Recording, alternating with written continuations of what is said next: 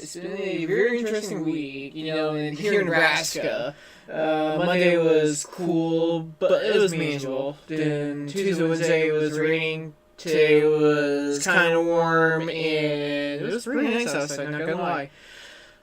We got a lot to talk about today, so let's get into the deep end. So tonight in New York is the debate between Madani and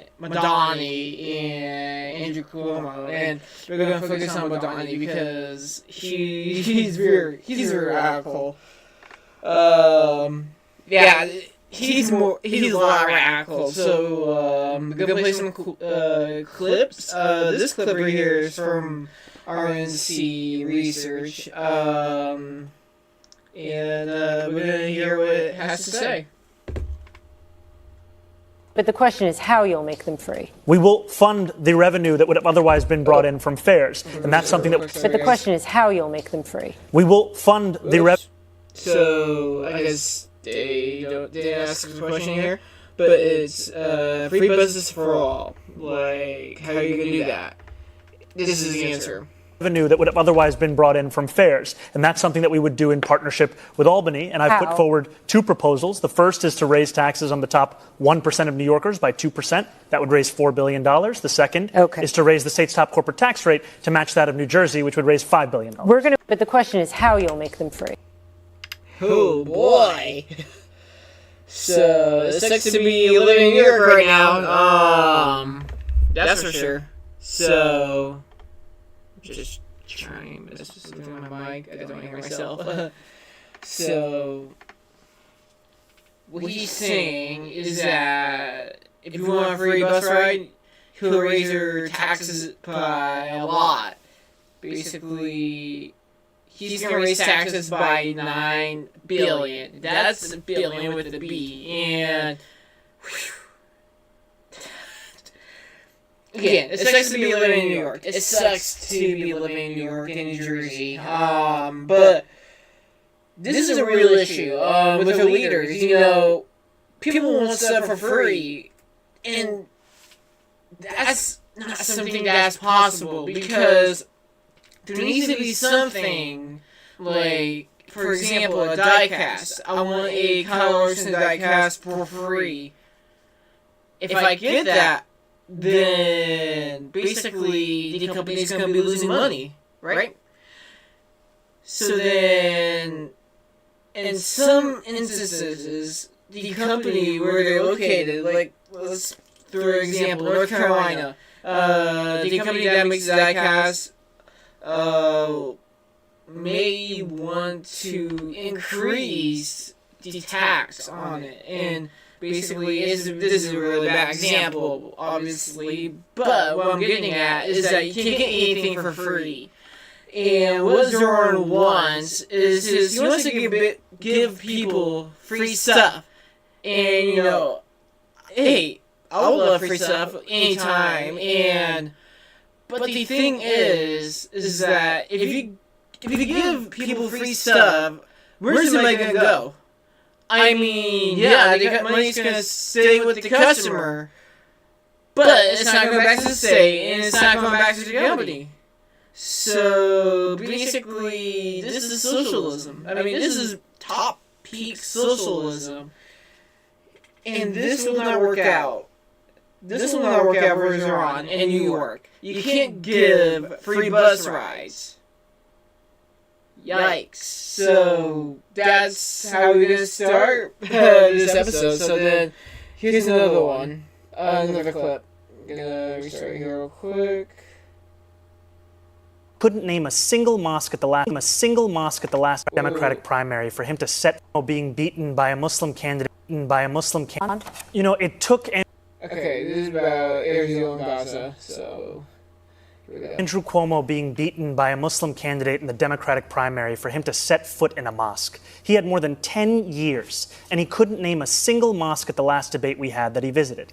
And what Muslims want in this city is what every community wants and deserves. They want equality, and they want respect. And it took me to get you to even see those Muslims as part of this city. And that, frankly, is something that is shameful and is why so many New Yorkers have lost faith in this politics. Yeah. Okay, So, what is a mosque? I never heard of it. I mean, here's the thing. I respect people by how you treat people. Respect's not given, it's earned. And a lot of people know about that. And it sucks that people take that for granted. They just give out respect for being trans, being gay, and having a different skin color. And I could go on and on about it, but thing is that respect has to be given. Like, I want you guys to respect me because my arguments, my style of podcasting, and, if people don't respect me, that's okay. I mean, I'm not asking for it, but also, I mean, this guy is asking for it. I mean, that's not how it should be. I mean, you should, like, if I was growing right now, like, I would be working my tail off to basically make sure my campaign is running smoothly, instead of asking for respect. I mean, here's the thing. I mean, yes, you need respect to run a campaign. I mean, that's obvious. But if you say that Muslims need respect, that's like saying I need cheese on my hamburger. I don't. And all I'm trying to say is that respect is not awarded. It's a given. Anyways, we got some more Zerani clips to share with you. So let's go up. I think it's one of the key reasons why we have to make buses free is... Okay, this is about free buses again, so here we go. I think it's one of the key reasons why we have to make buses free is because it reduces the assaults on bus drivers. It creates a safer work environment. I think it's one of the key reasons why... What? Did I hear that correctly? Let's hear that again. Let's hear that again. I think it's one of the key reasons why we have to make buses free is because it reduces the assaults on bus drivers. It creates a safer work environment. What? Okay.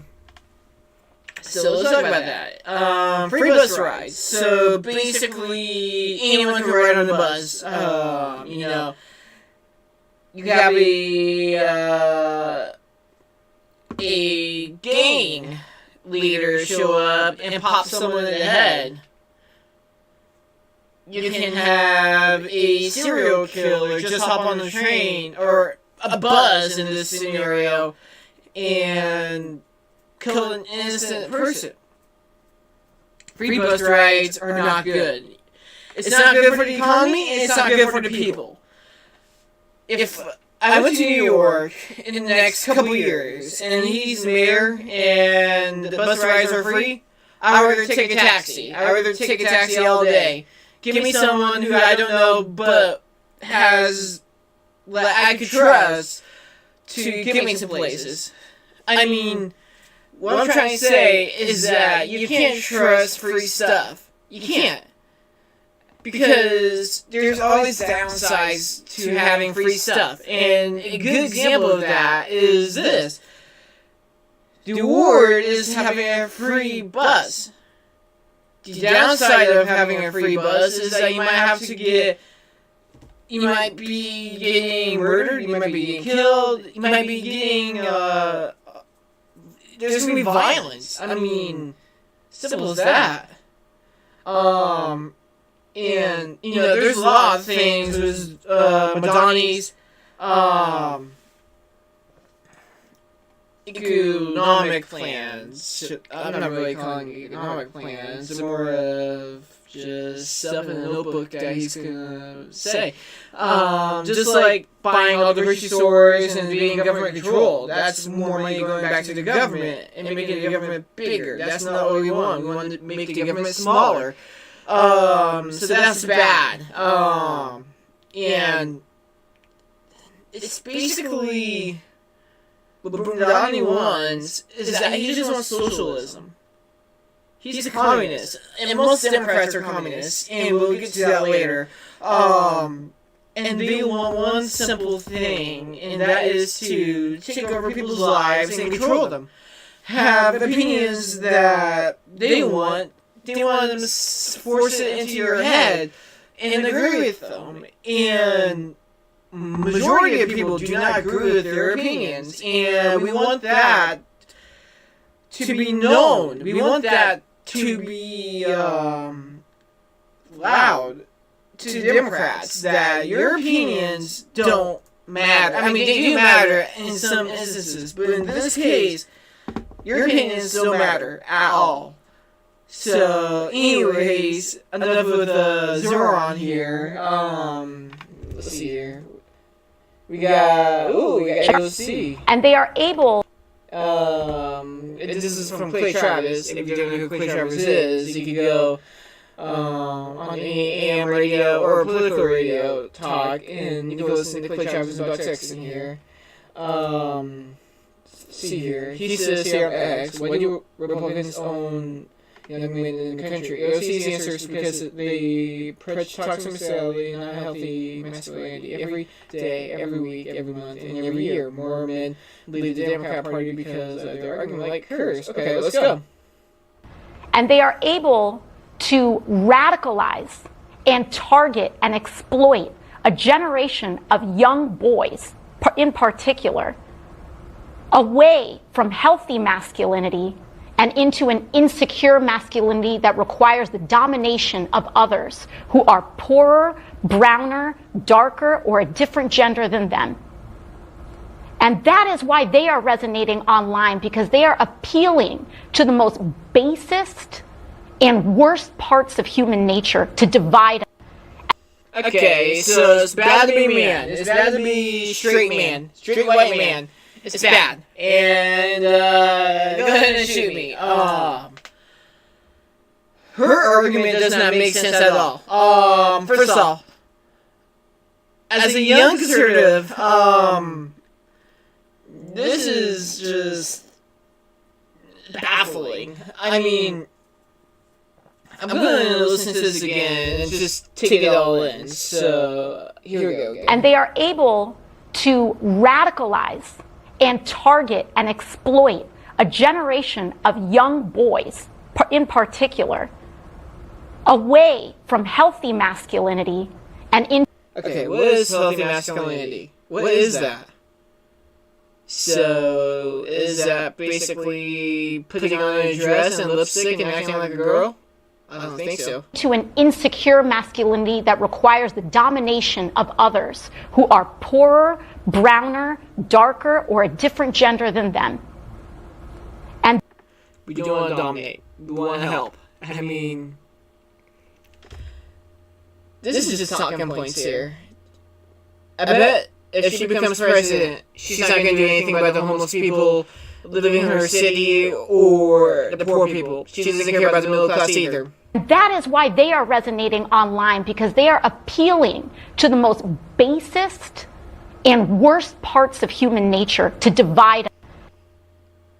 You're dividing us. That's the worst human nature ever. And you're coming from that. You're dividing us as a country.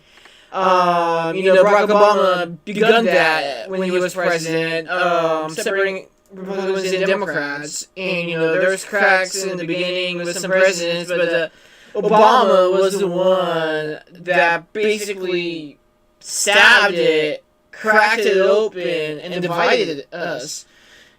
And now they're coming back and blaming us for the division that we have in our country. And I disagree with that a lot.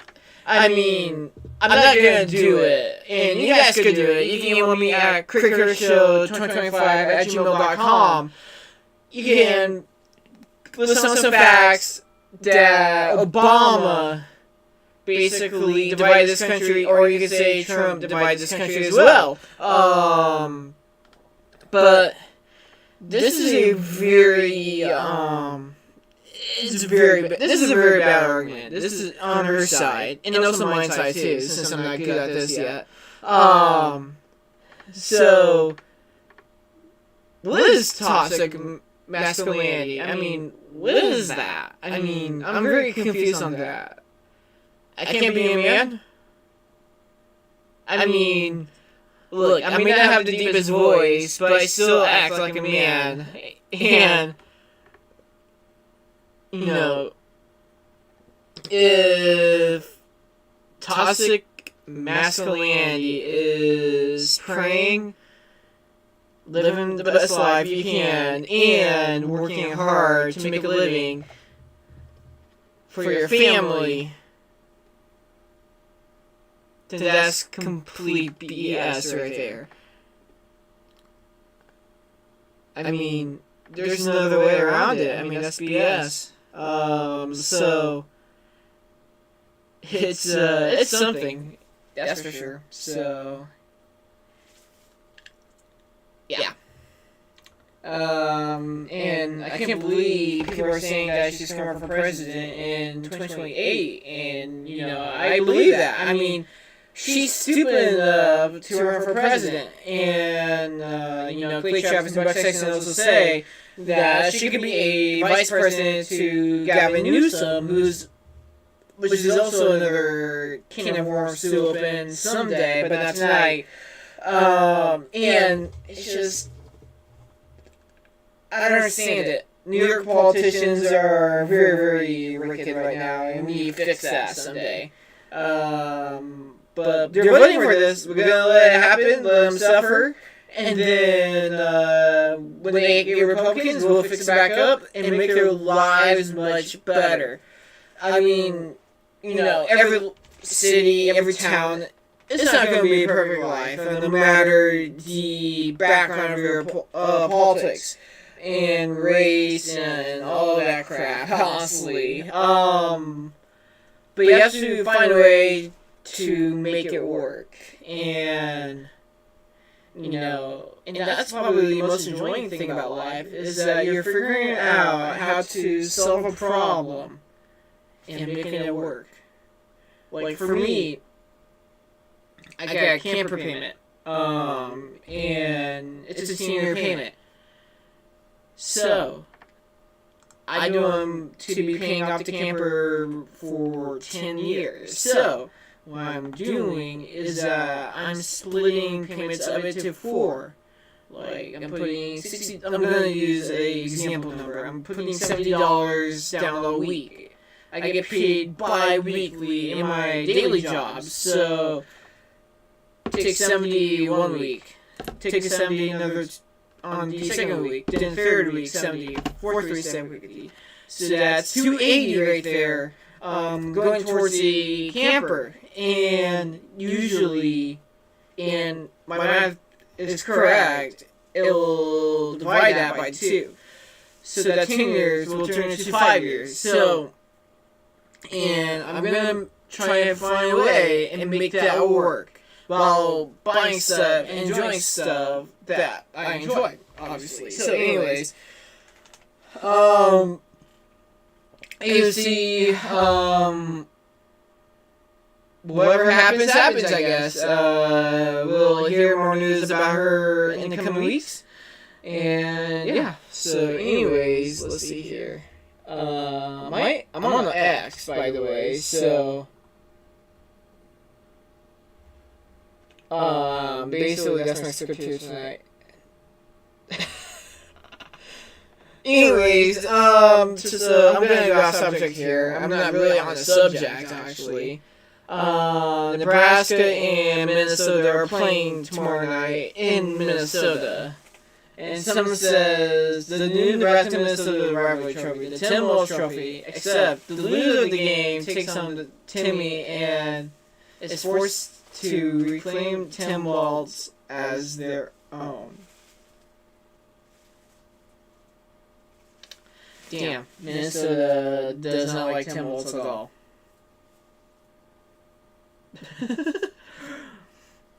I mean, and this trophy actually makes sense because Tim Walz was born in Nebraska and he's the governor in Minnesota. That's actually pretty funny.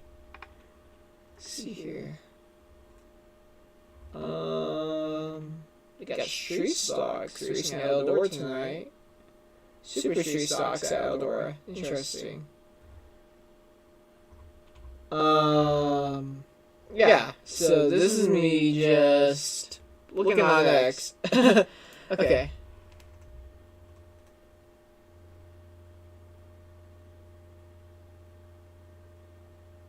Wait, what? Oh, I hear this. And you're also going to hear from my opponent about text messages that I sent that I deeply, deeply regret. Let me be very clear. I am ashamed. I am embarrassed. And I'm sorry. I am sorry to Speaker Gilbert. I'm sorry to his family. I'm sorry to my family. And I'm sorry to every single Virginian. I cannot take back what I said. But you have my word that I will always be accountable for my mistakes. And you also have my word that I will spend every waking moment fighting for you. And you're also going to hear from my opponent about... That's going to be for a second, because I thought that was... Well, I thought I paused the video, and then I heard another voice, I was like, oh crap. Okay, anyways, Democrat Virginia Attorney General candidate Jay Jones starts his debate against incumbent Jason Mears by apologizing for a text message he sent murdering of a Republican lawmaker and his young fascist. And I can show more here. Fascist children.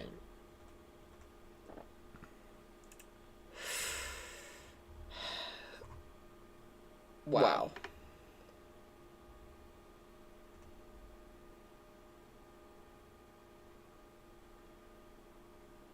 What the heck? That's funny. But yeah, man, so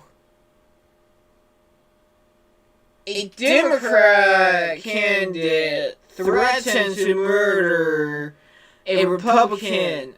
Wow.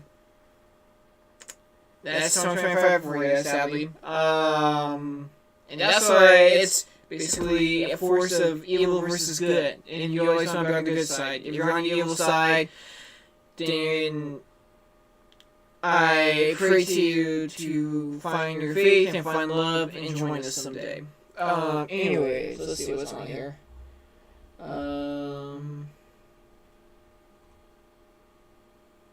What? I don't see this. Rivers in rural areas were on fire because of corporations poisoning the people who lived in those areas. Poor middle-class communities getting poisoned and dumped on by corporations like Deloitte and 3M, pouring chemicals into these places. And they want to call it a Democratic priority. Huh? What? What did I just hear?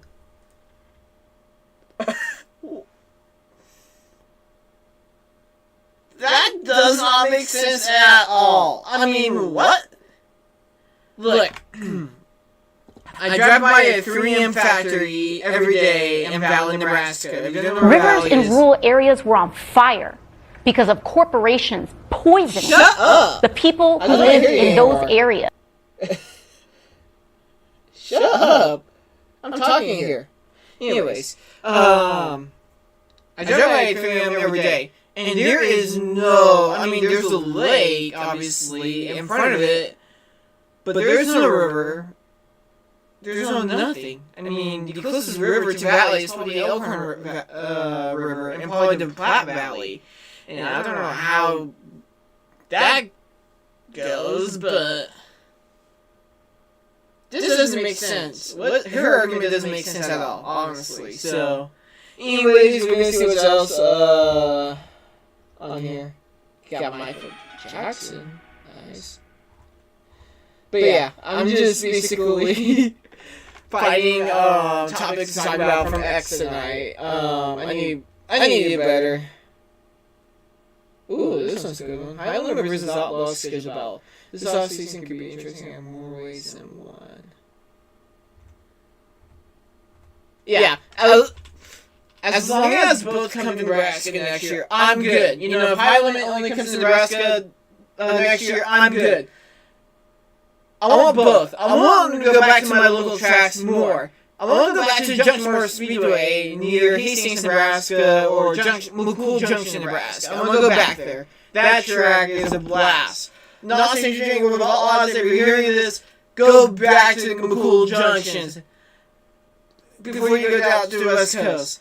We want you guys back in Nebraska. Please. Thank you. Anyways. What's this? What? Instead of talking about having air that's drinkable.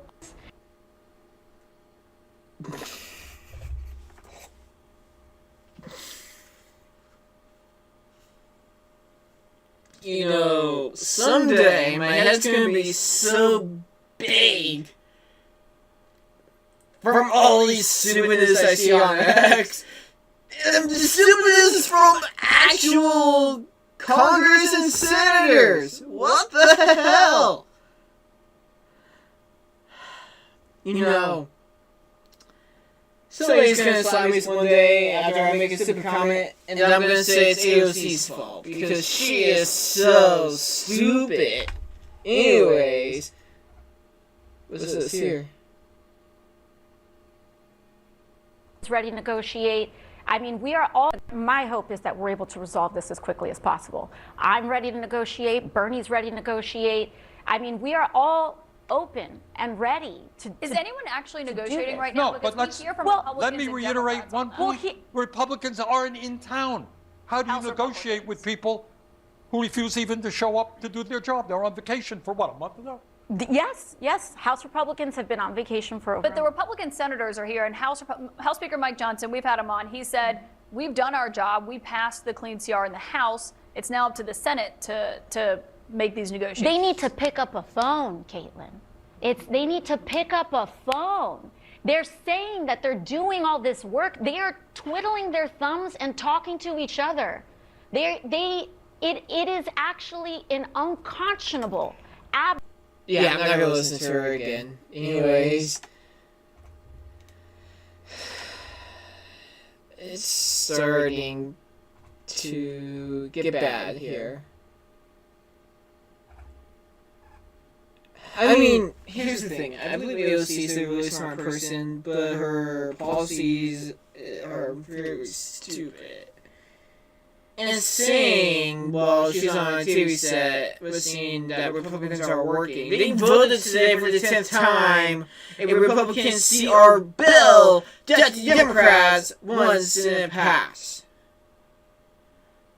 So, anyways, today was more of Kraig Reacts episodes. So, Thursday might be Kraig Reacts episode. So, again, thank you guys so much for tuning in tonight.